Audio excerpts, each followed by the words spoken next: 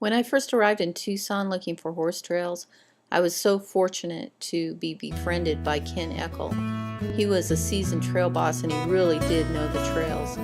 And as I talked to him, I realized he was not only a horseman, but he was also an artist and a craftsman. And I was lucky to have him take me to his art studio. And when I stepped through the door, I discovered all the facets of his amazing life.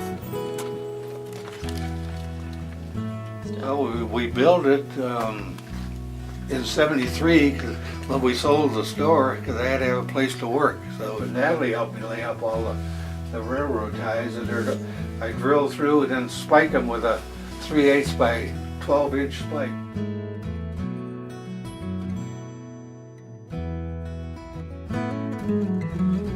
And that was my another horse I had when I was a kid. At the same time I had her, that was Flash. These are all patterns that I've carved over the years for different things. I've got to do 8 buckles for the Mountain Oyster Club, and the director buckle is like that would go in like that. And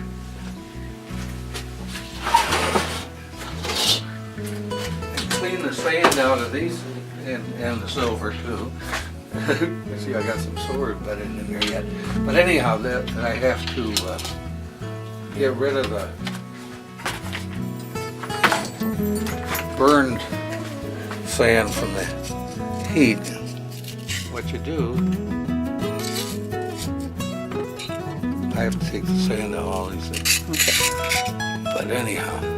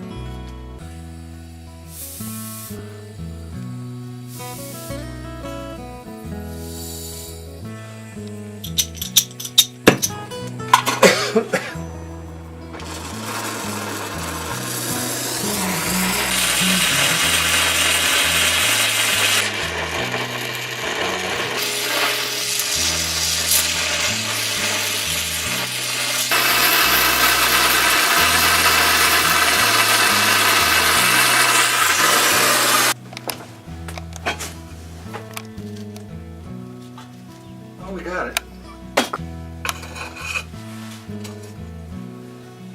Get my saw blade out of the way.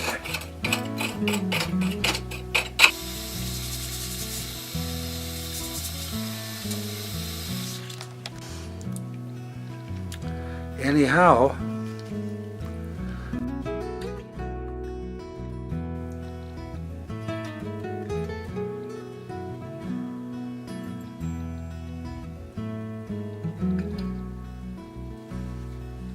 The artist's drawer. 30-some years of junk in there.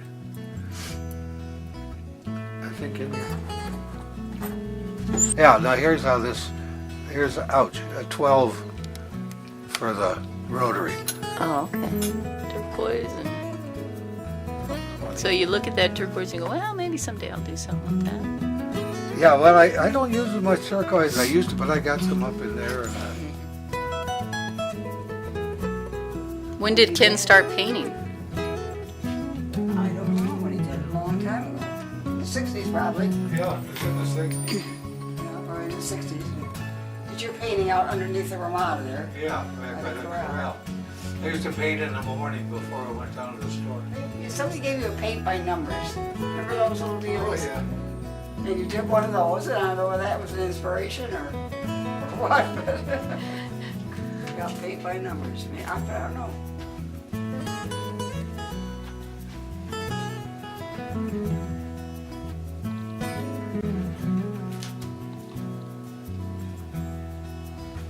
when I was in school. And that's, and Maury, when they moved out there, like I said, the streets weren't named. Well, this was my little emblem that I used, and I called it my Flying Diamond. And that's why he named the street Flying Diamond. He named it after my... Interesting. But this I had to do, but see, then I did the drawings for the...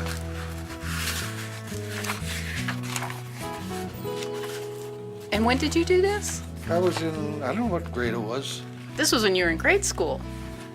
What branch of the military were you in? Army Air Force. When I went into service, I was inducted at Fort Niagara, and then they shipped us down to Miami Beach, and I had to stay in a motel down there on Miami Beach. But one of those things you have to put up with, and then that's where I had my basic training, and then from there I was shipped to Chanute Field at Rantoul, Illinois, and that's where I went through parachute school.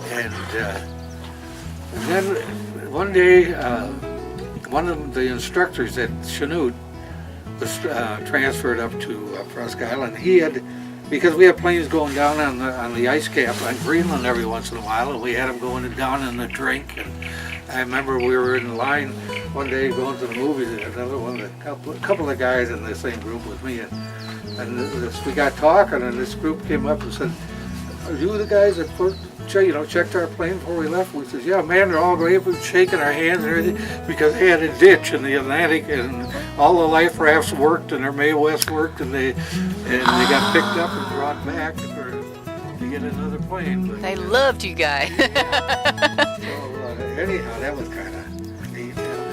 Well, I had more than two. Yeah. Right now, of course, it's I guess, other than Natalie, I guess it's the silver work and the horses. But I used to love to fly, and When did you give up flying? When did you give up flying? long time ago. Did you? About the time we got married. Oh, wow. That's a whole nother story I haven't heard. Yeah. Well, I'd probably be doing silver work till I die, but I think Jake is going to be my last horse. At 86, I think I'm pushing it just a little, and so I have a feeling that this guy is going to be my last one, my last beggar. Okay, we got it. We got it, old hairy one.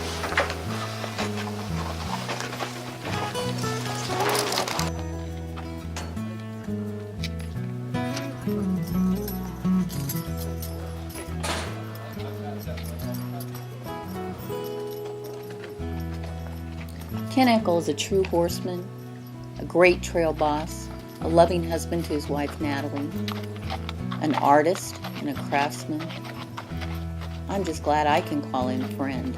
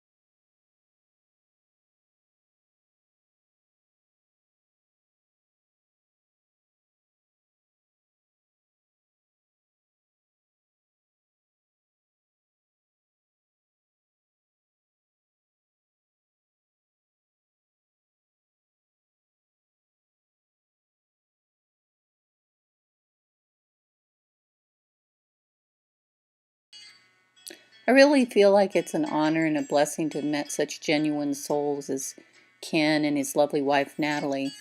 And just like so many other people, I am grateful to be able to call Ken my friend.